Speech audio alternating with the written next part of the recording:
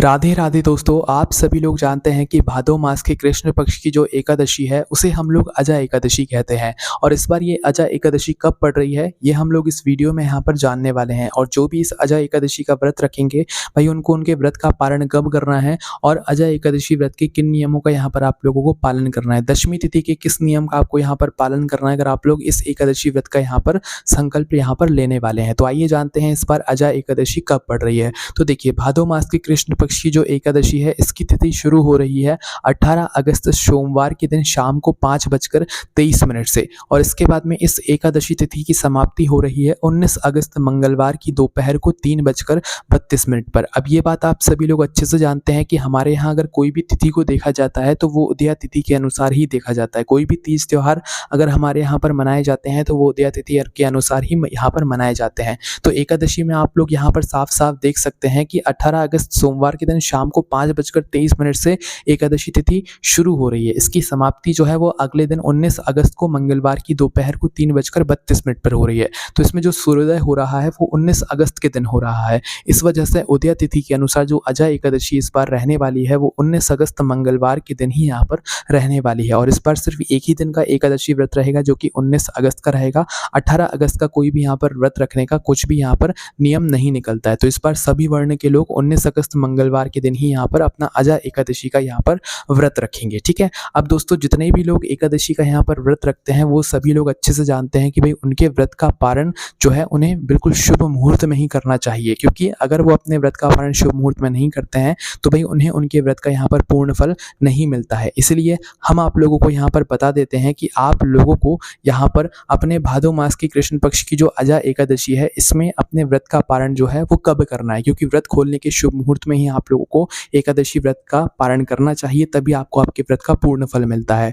तो देखो, भादो मास की जो कृष्ण पक्ष की अजा एकादशी है इसमें व्रत खोलने का पारण करने का जो समय है वो है दोस्तों 20 अगस्त 2025 बुधवार के दिन सुबह 5:53 से लेकर सुबह 8:29 के बीच में आप लोगों को अजा एकादशी व्रत का यहाँ पर पारण कर लेना है। इस बात का थोड़ा सा ध्यान रखिएगा। ठीक है। व्रत पारण आप लोगों को शुभ मुहूर्त में ही करना है, ये हमने आपको अच्छे से बता दिया है। ठीक है। और किसी कारणवश अगर आप लोग शुभ मुहूर्त में पारण नहीं कर पाते हैं तो द्वादशी तिथि समाप्त होने से पहले पहले आप लोगों को अपने व्रत का पारण कर लेना चाहिए। तो आइए जानते हैं कि भादो मास की कृष्ण पक्ष की जो द्वादशी तिथि है जो कि एकादशी के बाद ही आती है वो कब से लेकर कब तक यहाँ पर रहने वाली है। तो देखिए, द्वादशी तिथि शुरू होगी 19 अगस्त मंगलवार की दोपहर को 3:33 से, और द्वादशी तिथि जो है हमारी समाप्त होगी 20 अगस्त बुधवार की दोपहर को 1:58 तक। ठीक है। तो कहने का मतलब ये है कि द्वादशी तिथि समाप्त कब हो रही है, 20 अगस्त बुधवार को दोपहर को 1:58 पर। तो 1:58 से पहले पहले आप अपने व्रत का पारण कर लें, अगर किसी कारणवश आप लोग शुभ मुहूर्त में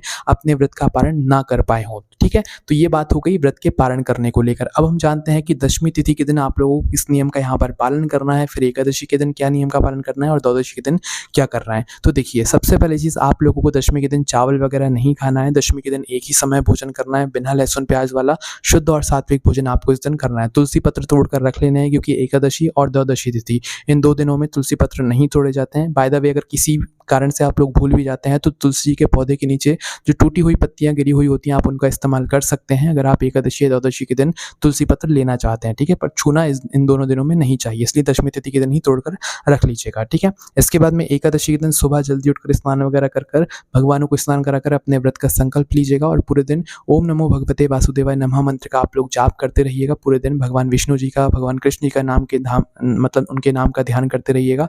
इसके बाद में सुबह विशेष रूप से भगवान विष्णु और माता लक्ष्मी जी की पूजन अर्चना कीजिएगा। शाम के समय भी विशेष रूप से भगवान विष्णु जी और माता लक्ष्मी जी की पूजन अर्चना कीजिएगा और उनको भोग में तुलसी पत्र जरूर दीजिएगा। जो भी भोग आप उनको लगाएं उसके साथ तुलसी पत्र जरूर दीजिएगा।